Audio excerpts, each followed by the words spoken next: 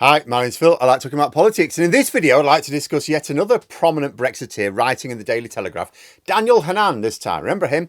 He was one of the many Brexiteers who said during the referendum campaign, nobody was threatening our place in the single market. Of course we should remain in the single market, a position that lasted until about 5 nanoseconds after the result was announced.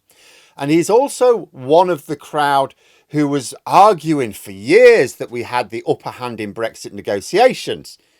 Sure, Daniel, that's why we folded on everything to everyone, not just the EU.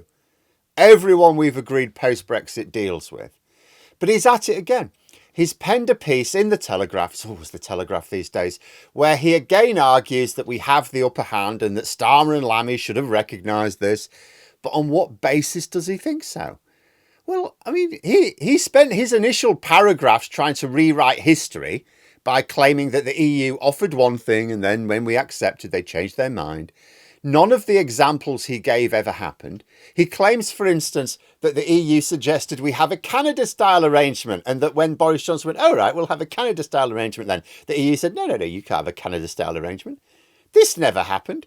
All the talk of Norway-style arrangements, Swiss-style, Canada-style, Australia-style, all of these styles named after other countries were only ever discussed in Britain.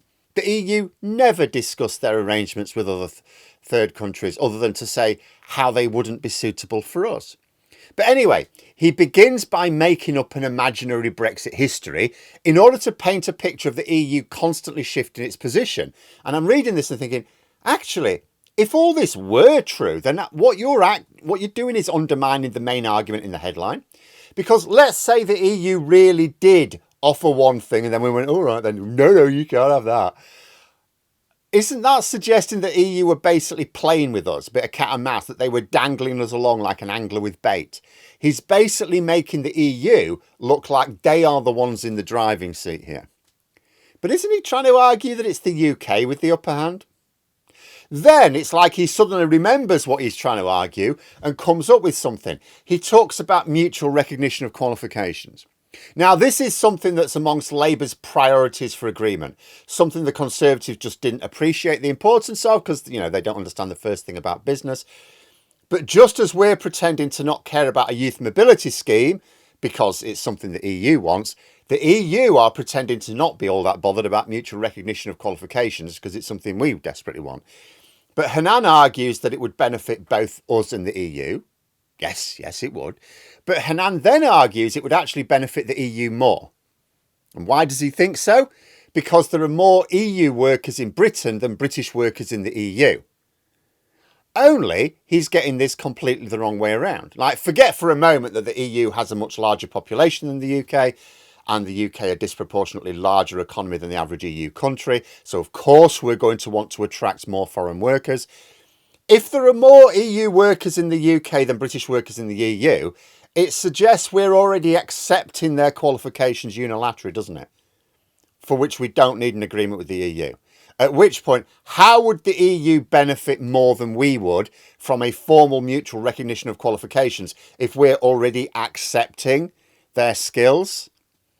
Hanan would have been on stronger ground by trying to argue that the EU countries were unable to hire enough British workers due to problems accepting qualifications. But he can't do that because that would be to argue that we should be encouraging more skilled British workers to work abroad. He then goes off on a tangent rambling on about energy and then chemicals. The chemicals ones is particularly good. He argues that we should adopt our own light touch regulatory approach, like all these Tories do. Completely forgetting that this is exactly what the Conservatives tried. What happened? It resulted in massive costs to the chemical industry, and now we're struggling to import supplies. Because although when we're talking about the dystopian levels of pollution in our rivers, lakes and coastlines, we focus on the inherent greed of our privatised water companies. The fact that the reason they're dumping so much raw sewage these days is because it's cheaper for them to dump it than it is for them to treat it. Partly because we are not applying those financial penalties to force them. However, one of the reasons why it's suddenly become cheaper to dump than to treat is actually because the cost of treatment went up. Why? Well, one of the aggravating factors is it's now more difficult and expensive for those water companies to obtain the chemicals needed to treat raw sewage. Why? Because we broke our supply chains with that divergence. Because when you apply a different regulatory framework to something, in this case, the light touch regulatory framework that all Tories like, you put a huge barrier between your market and the market you're trying to buy these chemicals from. You know, so we broke the supply chains with the hard Brexit that Hanan argued against before the referendum, but argued for afterwards, including in this article. And if you manage to get past this point, oh, he really goes for it next. Because then he talks about defence and security. Now, ironically, this is one area where Labour know we do have an upper hand. You know, Hanan's trying to paint this picture. Oh, Labour just went cap in hand to the EU. No, they understand that we have some areas of strength, unlike the Conservatives. You know, Labour actually, I've spoken about this quite a lot in the past. Labour want to tie security and defence talks with trade talks. And that is because we have more to offer on security and defence. We don't really have much to offer on trade. Yet we are in urgent need of improving trade links. So it's like we sort of want stuff from the EU on trade. And, you know, in return, what can we offer? We can't really offer much in terms of trade, but we can in terms of defence and security. The EU, of course, have said, no. They want the two things discussing quite separately. Of course they do. So if you would think that Hanan would be all over the idea of using what is a genuine strength on our part to negotiate better terms in general, wouldn't you? No. Do you know what he actually said? He said it would be in our interest to simply abandon defence in Europe altogether. Oh, leave Russia to invade Ukraine and the rest of Europe while they're at it. Let Putin do whatever he wants. It's funny how Brexiteers always end up being on the side of Putin, isn't it? Almost like the army of Russian bots that was deployed ahead of the Brexit vote wasn't just a coincidence.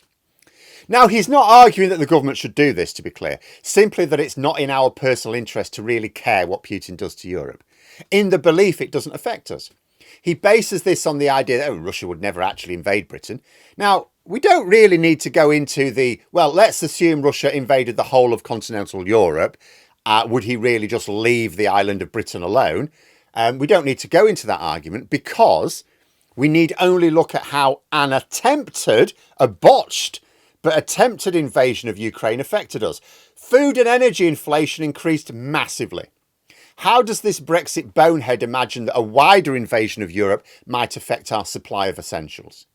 And this is what always gets me about these Brexit arguments. They're so ridiculously childish. It takes nothing at all to point out the massive holes in them. It reminds me of a week ago, I was out buying new shoes.